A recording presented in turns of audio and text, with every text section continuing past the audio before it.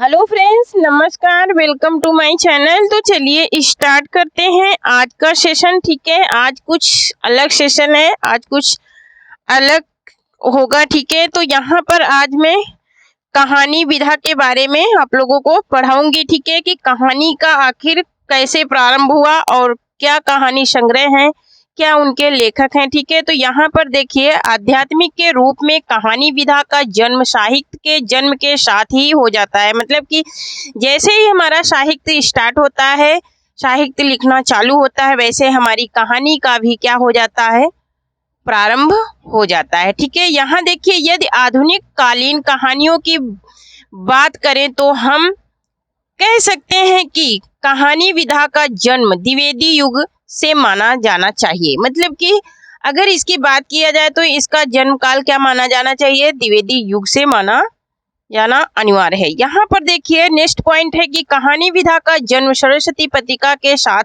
माना जाता है। कुछ विद्वानों का मत है, ठीक है, सरस्वती पत्रिका में से आरंभ इसका माना जाता है। अब यहाँ पर है कुछ कहानी और कहानीकार। ठीक है, तो पहली कहानी है इंदुमती किशोरीलाल गोस्वामी की है, 1900 ईस्वी में ये कहानी प्रकाशित हुई।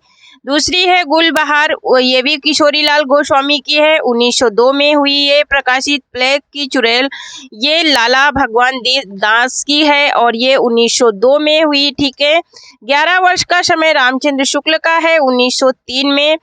पंडित और पंडिताइन, मोस्ट इम्पोर्टेंट है। ठीक है, पंडित और पंडिताइन गिरिजादत्त वाजपेयी का है और 1903 ईस्वी में। ठीक है, उसके बाद नेक्स्ट कहानी है हमारी क्या, दुलाई वाली। ठीक है, दुलाई वाली है बंग महिला की, 1907 में। ठीक है, 1903 में किसकी है, गिरिजादत्त वाजपेयी की, पंडित और पंडिताइन। ठीक है, तो दुलाई वाली 1907 में। फिर है नेक्स्ट क्या है, 1901 ईस्वी में छत्तीसगढ़ मित्र। छत्तीसगढ़ मित्र क्या है, पत्र है ना। तो ये माधव सप्रे की कहानी जो है, एक टोकरी भर मिट्टी है ना, एक टोकरी भर मिट्टी, ये जो कहानी है ये छत्तीसगढ़ मित्र में क्या हुई थी, प्रकाशित हुई थी, प्रकाशित कराई गई थी। कब, 1901 में। ठीक है, नेक्स्ट देखेंगे, अधिकांश विद्वान इंदुमती को शेक्सपियर के नाटक टेम्स फेस्ट का अनुवाद मानते हैं।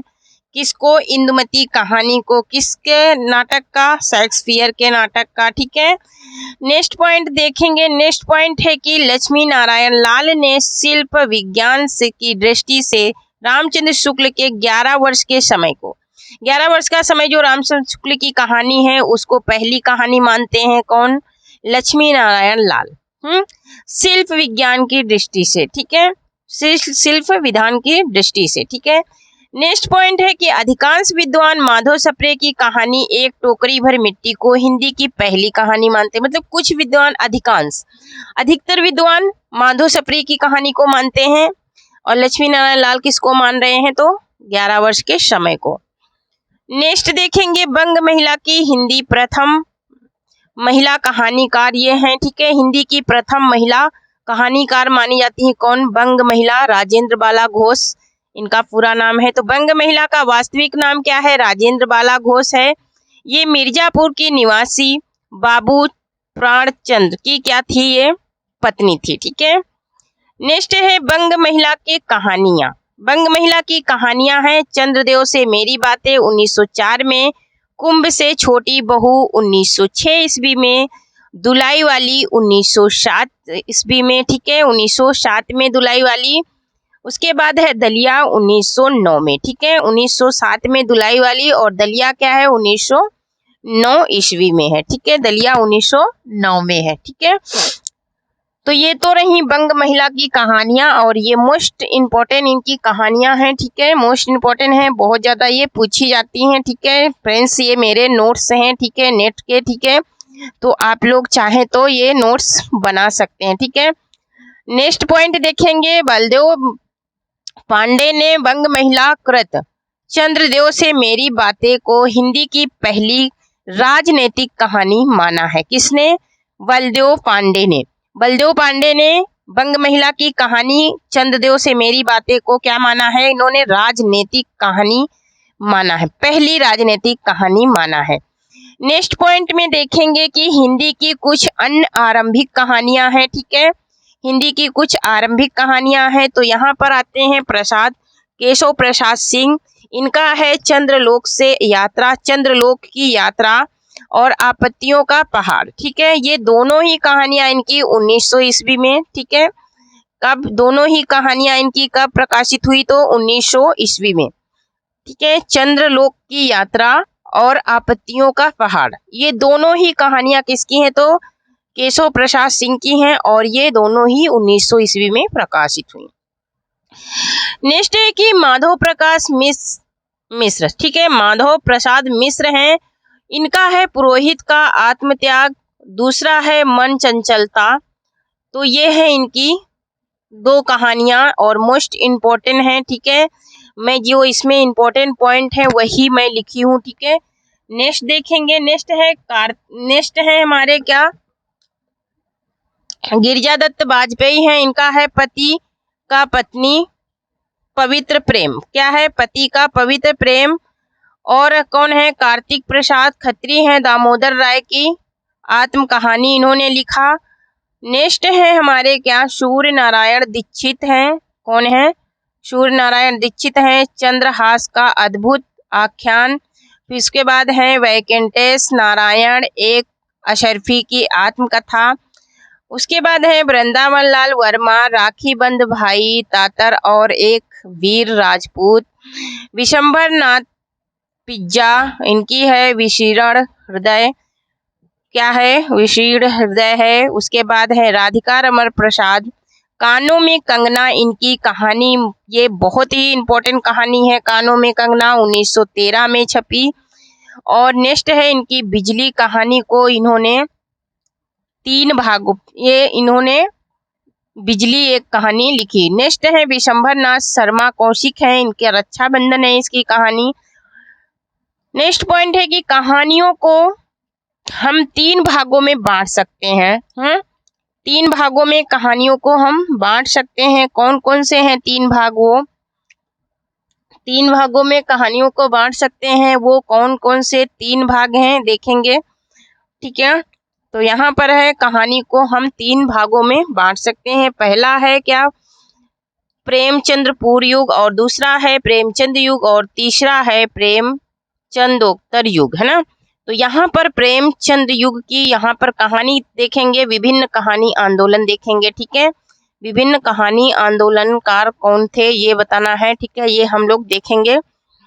तो यहाँ पर है देखो, फर्स्ट पॉइंट में है हमारा कुछ क्या है, कुछ समकालीन कहानीकार हैं, कुछ नई कविता। ठीक है, यहाँ है विभिन्न कहानी आंदोलन। ठीक है, विभिन्न कहानी आंदोलन में क्या है, यहाँ हम देखेंगे कुछ है समकालीन कहानीकार, कुछ है नई कविता। ठीक है, तो यहाँ पर हम लोग देखेंगे कि प्रेमचंद युग की कहानी और प्रेमचंद का पूरा देखेंगे। इनका वास्तविक नाम क्या था, तो पूर्व नाम क्या था इनका, नवाब राय था, इसको वास्तविक नाम भी बोलते हैं। ठीक है, इनका पूर्व नाम या फिर वास्तविक नाम नवाब राय था, किसका, प्रेमचंद का।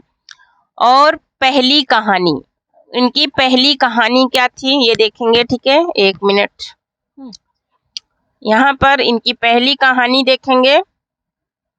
तो पहली कहानी है इसके दुनिया व डूबते वाहन। ठीक है, क्या है, डूबते वतन। ठीक है, क्या है, इसके दुनिया व डूबते वतन है। दूसरा है अप्रैल 1908 में नया जमाना। ठीक है, अप्रैल 1908 में नया जमाना इनकी कहानी है। नवाब राय का पहला कहानी संग्रह है 1907 ईस्वी में, कौन सा, सोजे वतन इनका पहला कहानी संग्रह है और ये सोजे वतन नाम से आया। ठीक है, इनका नाम क्या था प्रेमचंद का, नवाब राय, वास्तविक नाम क्या था, नवाब राय था प्रेमचंद का। इनका पहला कहानी संग्रह 1907 ईस्वी में आया। किस नाम से आया, तो सोजे वतन के नाम से आया। ठीक है, किसके नाम से आया, सोजे वतन के नाम से आया।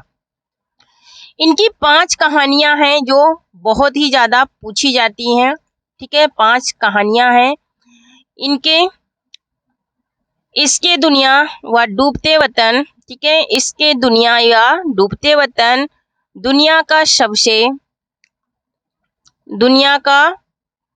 सबसे और फिर है क्या, अनमोल रतन, ठीक है, दुनिया का सबसे अनमोल रतन, फिर है यह मेरा वतन है, ठीक है, फिर है शंख मखसूर, और फिर है सिलवा मातम, शोक का पुरस्कार।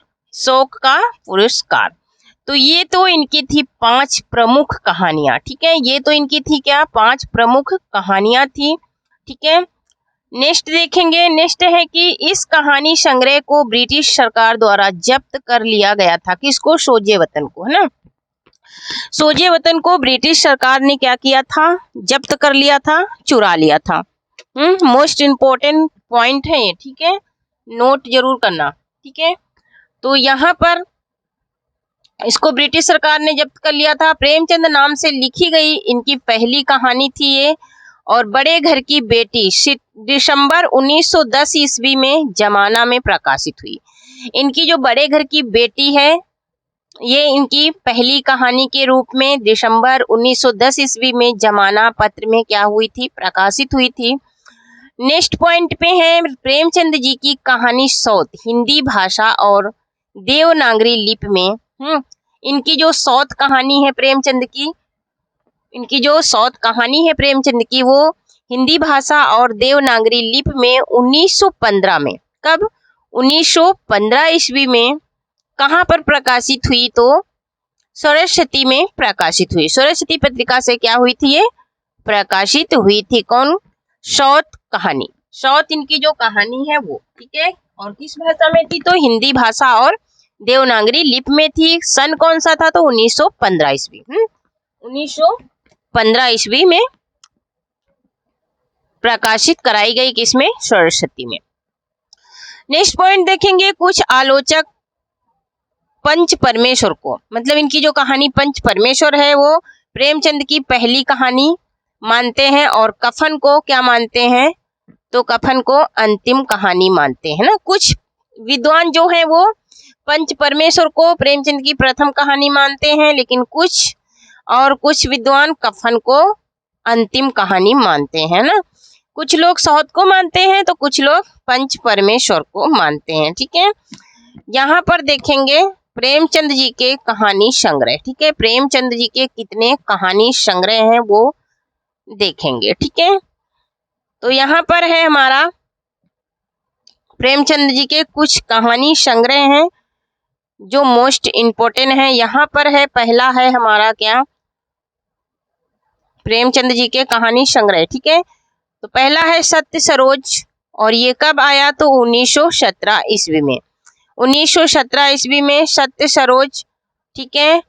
नवनिधि 1917 ईस्वी में, फिर प्रेम पूर्णिमा 1918 ईस्वी में, उसके बाद प्रेम पचीसी है 1923 ईस्वी में, उसके बाद प्रेम प्रसून है 1924 ईस्वी में, उसके बाद प्रेम द्वादशी है 1926 ईस्वी में, उसके बाद प्रेम प्रतिमा है 1926 ईस्वी में, उसके बाद प्रेम चतुर्थी है 1929 ईस्वी में, और उसके बाद प्रेम प्रतिज्ञा है 1929 ईस्वी में, और उसके बाद प्रेम प्रतिमा भी 1926 में है, और 1929 में क्या है, तो प्रेम प्रतिज्ञा है। प्रेम कुंज क्या है, 1930 ईस्वी में इनका कहानी 10वां कहानी संग्रह है, ठीक है। अभी एक और कहानी संग्रह है, इनके 11 टोटल कहानी संग्रह है, ठीक है। तो यहाँ पर देखिए 11वां कहानी संग्रह क्या है इनका, सप्त सुमन। 11वां कहानी संग्रह क्या है, सप्त सुमन है 1930 ईस्वी में। उसके बाद है कफन, तो कफन है 1936 ईस्वी में, ठीक है। कफन कब आई, तो 1936 ईस्वी में आया, ठीक है। तो ये तो रहे प्रेमचंद के कहानी संग्रह, ठीक है, प्रेमचंद के कहानी संग्रह हो गए। नेक्स्ट देखेंगे इनकी कहानियां, कुछ प्रमुख कहानियां देखेंगे, ठीक है। तो नमक का दरोगा 1913 ईस्वी में इन्होंने लिखा, और सज्जनता का दंड 1916 ईस्वी, ईश्वरीय न्याय यूसरी न्याय 1917 ईस्वी में। यूसरी न्याय कब? तो 1917 ईस्वी में। दुर्गा का मंदिर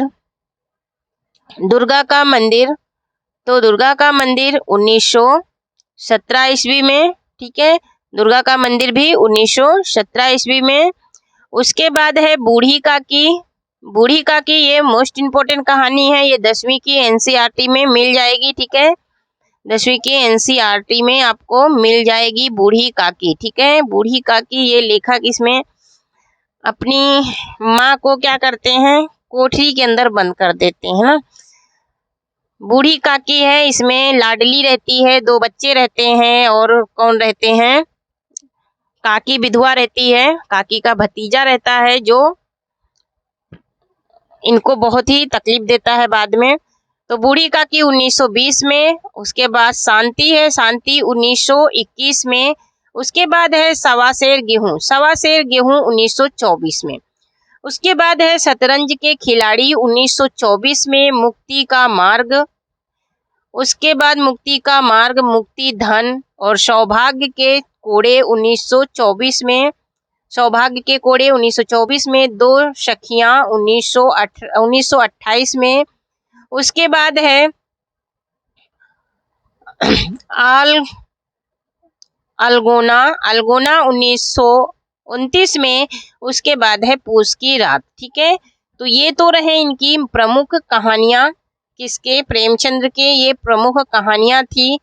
नेक्स्ट पॉइंट में देखेंगे 12 नंबर पे है अमर यात्रा पत्नी से पति। अमर यात्रा पत्नी से पति, ये सारे के सारे मोस्ट इम्पोर्टेंट है। ठीक है, मैंने इम्पोर्टेंट उसमें लिख के रखा है, जो भी इम्पोर्टेंट है। ठीक है, तो आप लोग देख लीजिए और नोट कर लीजिए। ठीक है, तो यहाँ पर देखिए 12 नंबर पे क्या दिया है, अमर यात्रा पत्नी से पति, ये 1930 का है। ठीक है, 1930 का अमर यात्रा पत्नी से पति 1930। उसके बाद है सदगति 1930 में, ये भी मोस्ट इम्पोर्टेंट है। उसके बाद है 2 बैलों की कथा 1931 में। उसके बाद है होली का उपहार 1931 में। उसके बाद है ठाकुर का कुआं, most important, very most important है, 1932 में। उसके बाद है ईदगाह, ये भी मोस्ट इम्पोर्टेंट है, 1933 में। उसके बाद है नशा 1934 में। उसके बाद है बड़े भाई साहब 1934 में।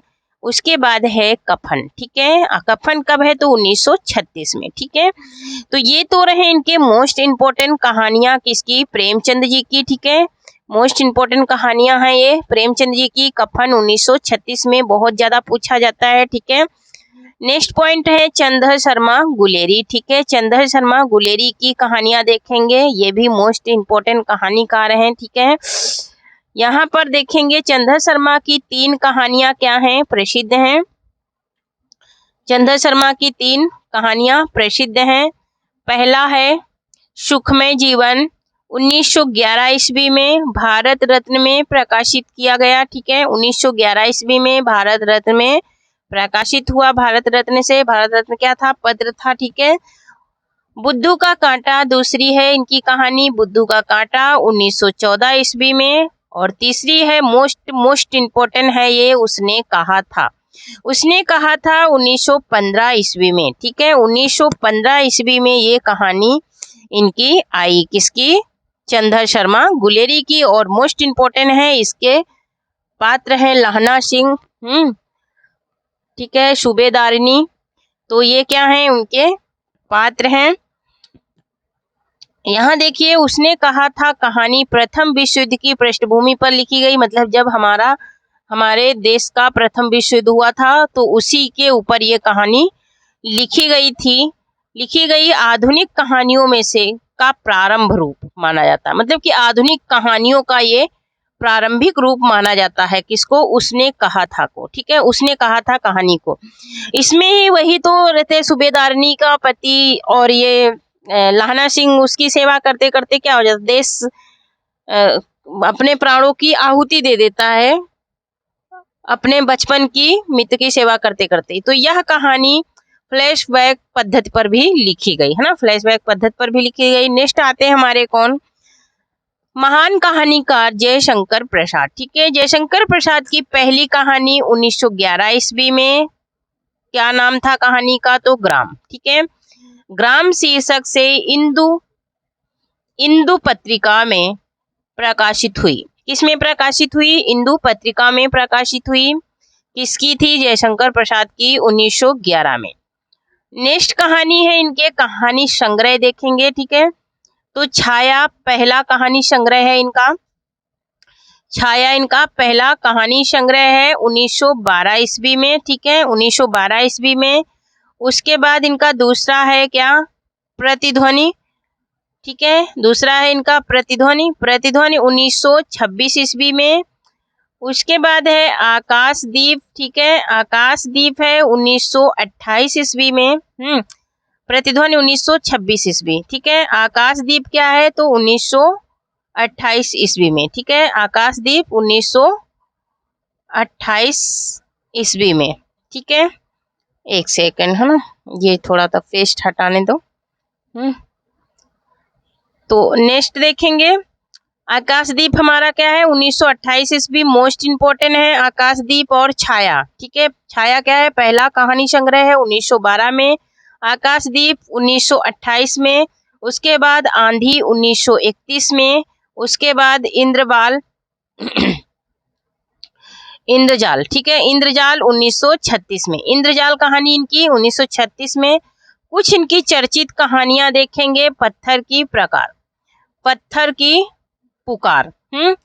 पत्थर की पुकार है पहली चर्चित कहानी है। ठीक है, चर्चित कहानियां, तो पत्थर की पुकार है चर्चित कहानी। फिर है उस पार का योगी, क्या है, उस पार का योगी, ये भी इनकी चर्चित कहानी है। फिर है चंदा, फिर है देवदासी, देवदासी, फिर है ममता, फिर है खंडहर की लिपि, फिर है घीसू, उसके बाद है चूड़ी वाली, उसके बाद है विसाती, उसके बाद है शालवती, उसके बाद है मऊआ, और उसके बाद है नूरी, और उसके बाद है छोटा जादूगर, और उसके बाद है गुंडा, है ना। तो गुंडा इनकी अंतिम कहानी, और प्रथम कहानी क्या है, छाया। छाया कहानी संग्रह प्रथम है, और अंतिम क्या है, तो गुंडा है। ठीक है, यहाँ पर शालवती का कुछ पॉइंट देखेंगे। शालवती को प्रसाद की अंतिम कहानी माना जाता है। शालवती को प्रसाद की अंतिम कहानी माना जाता है। ठीक है, नेक्स्ट आते हैं हमारे वृंदावन लाल वर्मा। ठीक है, वृंदावन लाल वर्मा, इन्हें ऐतिहासिक कहानियों का जनक माना जाता है। वृंदावन लाल वर्मा को ऐतिहासिक कहानियों का जनक माना जाता है। किसका, ऐतिहासिक कहानियों का जनक माना जाता है। इनके दो कहानी संग्रह है, शरणागत और कलाकार का दंड। ठीक है, नेक्स्ट पॉइंट है हमारे राधिका रमण प्रसाद सिंह। ठीक है, राधिका रमण प्रसाद सिंह है, राधिका रमण प्रसाद सिंह को देखेंगे हम लोग। तो राधिका रमण प्रसाद सिंह है ये, इनका राधिका रमण प्रसाद सिंह की प्रथम कहानी कानों में कंगना। ठीक है, इनकी प्रथम कहानी कानों में कंगना 1913 ईस्वी में इंदु पत्रिका में छपी थी। किसमें छपी थी, इंदु पत्रिका में छपी थी 1913 ईस्वी में। राधिका रमण प्रसाद सिंह की पहली कहानी इंदु जो है वो 1913 ईस्वी में इंदु पत्रिका में छपी थी, कानों में कंगना। दूसरा कहानी संग्रह है कुसुमांजलि, क्या है, कुसुमांजलि है। ठीक है, दूसरा है गांधी टोपी, और तीसरा है सावनी सभा। तो ये तो रहे राधिका रमण प्रसाद के कहानी संग्रह। ठीक है, राधिका रमण प्रसाद की एक आत्म महत्वपूर्ण कहानी बिजली भी है। एक अन्य जो है राधिका रमण प्रसाद की एक अन्य जो महत्वपूर्ण कहानी है वो बिजली भी मानी जाती है। नेक्स्ट पॉइंट है हमारा आचार्य चतुर्सेन शास्त्री। ठीक है, आचार्य चतुर्सेन शास्त्री हैं, इनके कहानी संग्रह देखेंगे। आचार्य चतुर्सेन शास्त्री के तो यहाँ पर कहानी संग्रह है। पहला कहानी संग्रह है जो मोस्ट इम्पोर्टेंट है राजकण, राजकण। दूसरा है अच्छत, तीसरा है बाहर भीतर, और चौथा है दुखवा मैं कासे कहूँ मोरी सजनी, ठीक है, दुखवा मैं कासे कहूँ मोरी मेरी सजनी, ठीक है, मेरी या फिर मोरी, ठीक है, मेरी या फिर मोरी, ठीक है, दुखवा मैं कासे कहूँ मोरी सजनी। बंगाल के कहानीकार हरिसाद।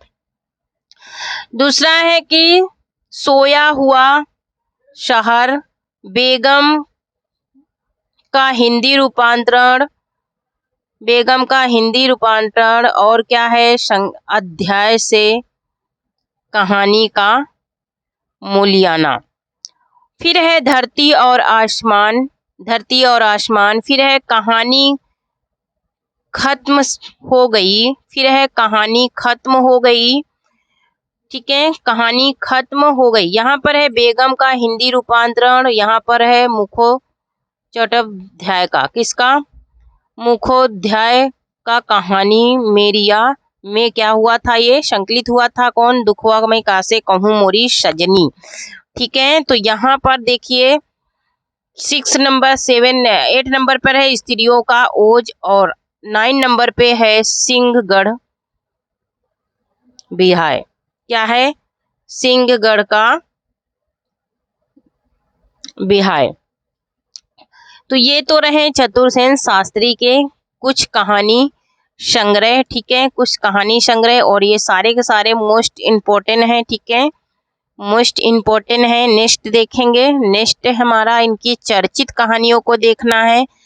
चर्चित कहानियां हैं इनकी अल्पबालिका, पहला है अल्पबालिका प्रबुद्ध, यहाँ पर देखिए अल्पबालिका प्रबुद्ध, विभुक्षुराज और वारचिन, ठीक है, और 5वां है हल्दी घाटी में, छठा है बाण बधू, छठा क्या है, तो बाण बधू है, ठीक है। नेक्स्ट हमारे आते हैं विशंभर नाथ शर्मा कौशिक आते हैं, ठीक है। तो यहाँ पर इनके कहानी संग्रह कुछ देखेंगे। यहाँ पर है गल्फ मंदिर, पहला कहानी संग्रह गल्फ मंदिर चित्रशाला, 2 भाग में लिखा गया, कल्लोल प्रतिमा और मणिमाला, ठीक है। तो ये तो रहे विशंभर नाथ शर्मा कौशिक के कहानी संग्रह, ठीक है, विशंभर नाथ शर्मा के कहानी संग्रह मोस्ट इम्पोर्टेंट है, ठीक है, और इसका नोट्स आप लोग जरूर बनाइए, ठीक है। कल जो मैं आचार्य रामचंद्र शुक्ल का पढ़ाई हूँ वो भी क्लास जा करके देख लीजिए जो लोग नहीं देखे हैं, और प्लीज जो लोग चैनल को सब्सक्राइब नहीं करे हैं प्लीज सब्सक्राइब कर लें, ठीक है। तो यहाँ पर सुदर्शन का वास्तविक नाम था बद्रीनाथ भट्ट, ठीक है, वास्तविक नाम भी बहुत ज्यादा पूछे जाते हैं, ठीक है, ये मैं एक अलग से वीडियो बनाऊंगी वास्तविक नाम के, ठीक है। तो सुदर्शन का वास्तविक नाम बद्रीनाथ भट्ट था। सुप्रभात इनका कहानी संग्रह पहला है, दूसरा है परिवर्तन, और तीसरा है सदर्शन मधु, ठीक है, सदर्शन मधु है, और तीसरा है, चौथा है तीर्थ यात्रा, और 5वां है सुदर्शन सुमन, छठा है पनघट, और 7वां है इनका नगीने, और 8वां है झरोखे। तो ये तो इनके मोस्ट इम्पोर्टेंट कहानी संग्रह हो गए। यहाँ पर कहानी कवि की स्त्री, ये बाबा भारती की कहानी है, ठीक है, कवि की स्त्री ये बाबा भारती की कहानी है, ठीक है, किसकी है, तो बाबा भारती की कहानी है, ठीक है। नेक्स्ट पॉइंट देखेंगे, नेक्स्ट पॉइंट है पांडे बेचैन शर्मा उग्र हैं, ठीक है, पांडे बेचैन शर्मा उग्र, ठीक है, पांडे बेचैन शर्मा उग्र का पहला कहानी है चॉकलेट, पहला कहानी क्या है, पांडे बेचैन शर्मा उग्र, पांडे बेचैन शर्मा उग्र को देखेंगे, चॉकलेट है, दूसरा है शैतान मंडली, तीसरा है चिंगारियां 1925 में, मोस्ट इम्पोर्टेंट है चिंगारियां, ठीक है, चौथा है इंद्रधनुष, ठीक है, चौथा क्या है, इंद्रधनुष। पांडे बेचैन शर्मा उग्र को पहला राजनीतिक कहानीकार माना जाता है, क्या माना जाता है, इनको पहला राजनीतिक कहानीकार माना जाता है पांडे बेचैन शर्मा उग्र को, ठीक है। नेक्स्ट पॉइंट देखेंगे, तो ये तो रहे इनके मोस्ट इम्पोर्टेंट कहानी संग्रह, ठीक है, किसके? पांडे बेचैन शर्मा उग्र के, ठीक है। तो थैंक यू फ्रेंड्स, आज के लिए इतना ही। तब तक के लिए जय हिंद, जय भारत। आप लोग पढ़ते रहिए, मुस्कुराते रहिए और जीवन में आगे सफलता की रास्ते अपनाते रहिए। तब तक के लिए जय हिंद, जय भारत। मिलती हूँ कल इसी टाइम।